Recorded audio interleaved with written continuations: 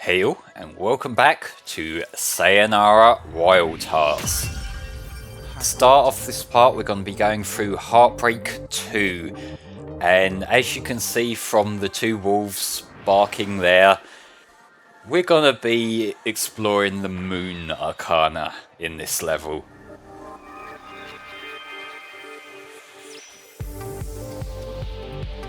So while we do this, I think I'm going to talk about the game's developers, Sumogo, a little bit.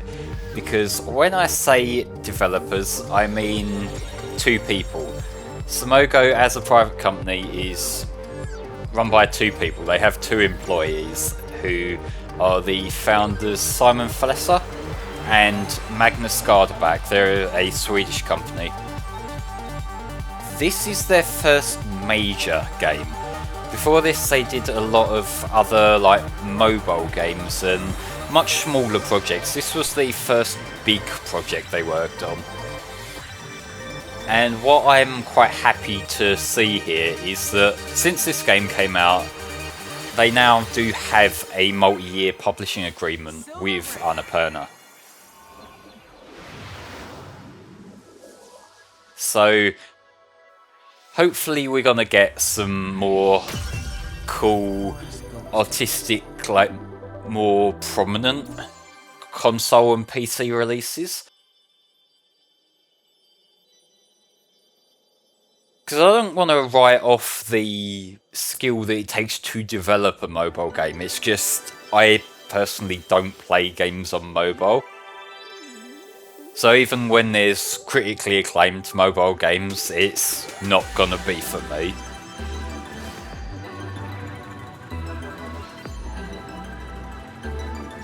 Here we have the Forest Ghost, and they've changed up the colour scheme quite a bit here. They've moved away from the purples into a much richer blue until we get deeper into the forest, and it's such a flexible art style. I feel like that's what works so well with this game's art style. It's incredibly flexible. They're doing all kinds of things here. We've got the big open areas that obscure a lot of the background with fog. But we also had the quite distinct city area in the last part where we were racing through on the bike. See, look at just how smooth that transition was just then. We had the area that was just a blue void that very quickly became this much more detailed forest, and it was seamless. It wasn't like some big transition from one area to the other. It just fluidly moved from one to the next, and I don't think many art styles could do that very well without having to re-establish the scene, but this game pulled it off perfectly.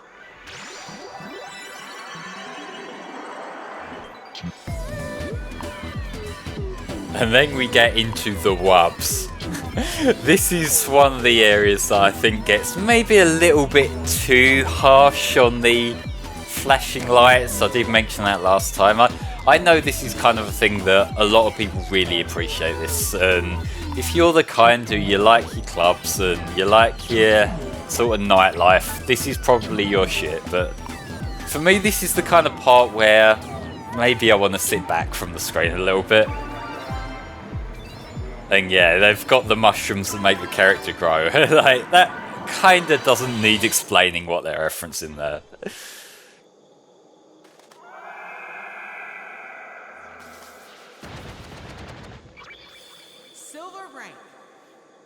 And I'm getting excited here because I know exactly what's coming next. We've got one hell of a fun set piece coming up.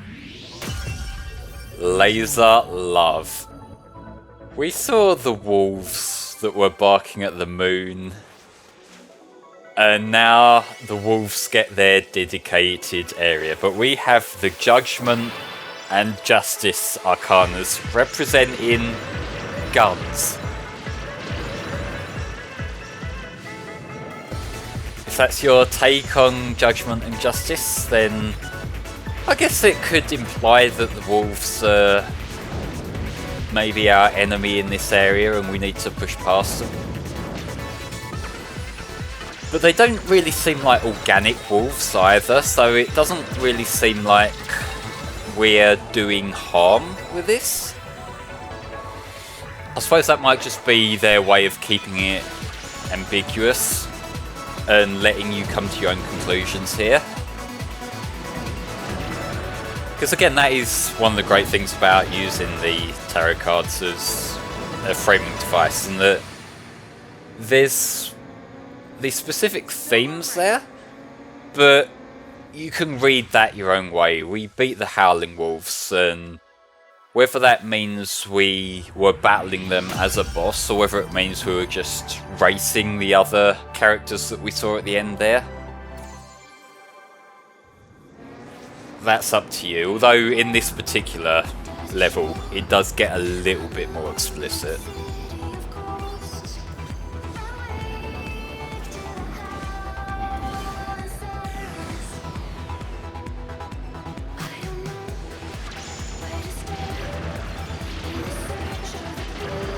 Once you're done watching this playthrough, and once you're done playing this game for yourself, I strongly recommend you look up the album.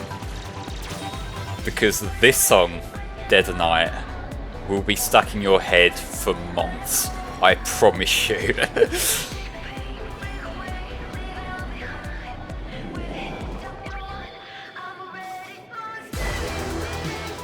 That drop though, that is so sweet.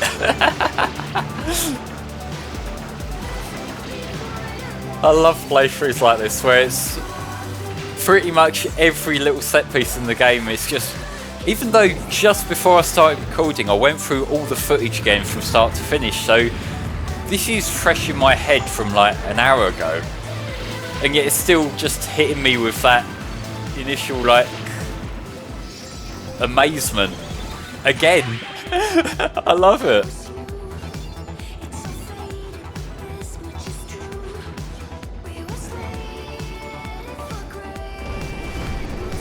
Someone who wrote off dubstep when it was first becoming popular, I want to say like in the early 2010s, I seem to remember being the time where all the music discourse I was hearing was, does this song have a good drop? At the time I kind of thought that felt a bit gimmicky to me, but this song sells me on that way of thinking. This song sells me on having the incredible build-up and then you get the drop, and given it is a rhythm game and you get the set piece of the Cerberus wolf just jumping down on screen as the music drops, you know, you sold me. And in a way I do kind of feel bad about how quickly I wrote off dubstep, because when I was a teenager, I was a lot more elitist with music than I am now. I can say that much.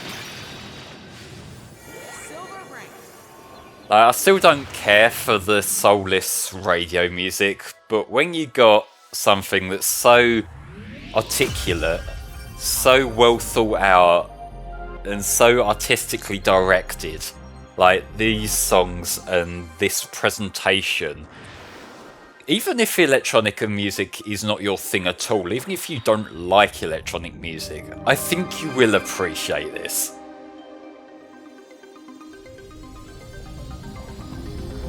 In this Heartbreak level, we've got two cards of the Arcana showing up here. We have the Tower and we have Lovers.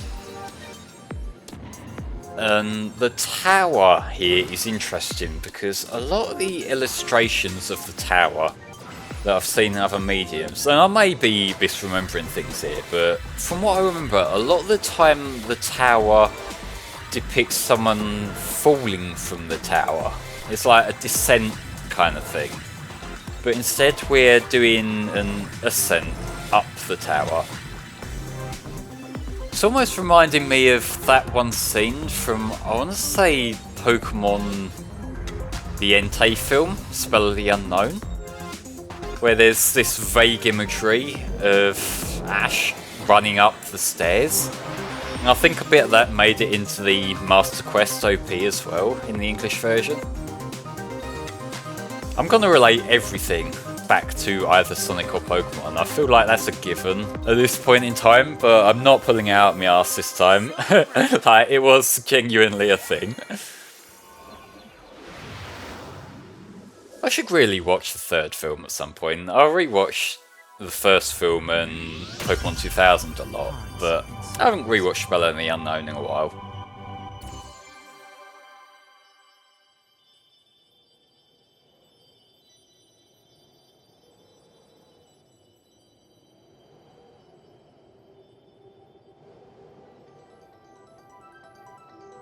But with there being two characters for the lovers, we will see some cool things going on here, but to start with, we do need to expose the lovers' characters' like true form.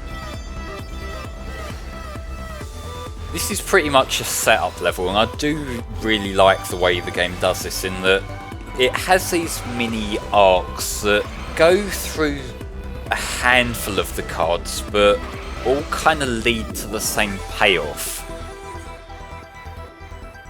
Because this character here is Strength.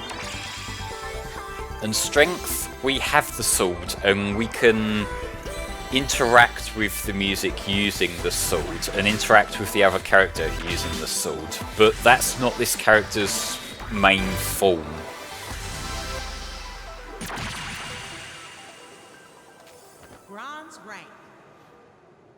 We've split Strength into two.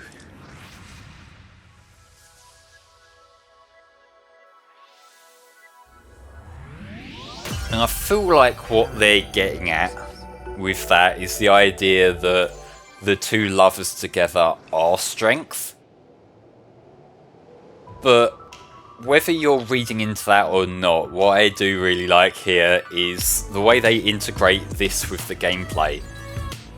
Because there are the two parallel universes, and this actually adds a very interesting dynamic to the gameplay, in that rather than just paying attention to what's on screen, you also have to keep in mind what was in the other universe. And now we're past the opening part, we now have 3 universes. So the one on the left, the one on the right, and when they're together. So you need to plan ahead here, and this is probably where you're going to have your first big stumbling block.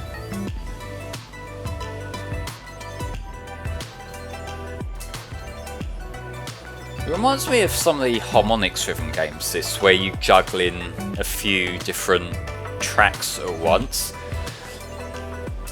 There was Rock Band Unplugged and Rock Band Blitz, the digital download one, and Rock Band Unplugged being the PSP one. It had this sort of thing, but those games were their own sort of spiritual successors to, I want to say, Amplitude. And there was one other game, which I never played the PS2 ones, but I do remember playing the Rock Band inspired versions. I always preferred the more typical Rock Band gameplay with the instruments, but as little spin-offs they were kinda cool.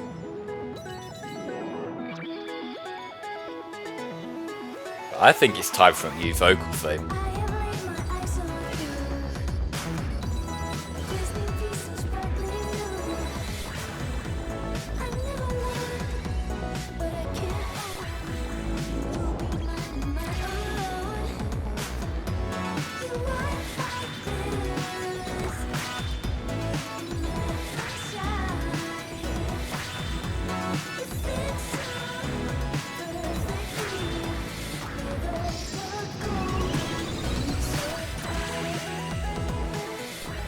If you really want to impress me, if you've got a really cool aesthetic as it is and you want to get me that little bit more like into it, throw in a cool sword. Or in this case, 2 or 3 cool swords. It's like, Look at this, you know, this is the coolest shit. And the song, Mine, this is another one of the vocal themes that will be stuck in your head for months to come.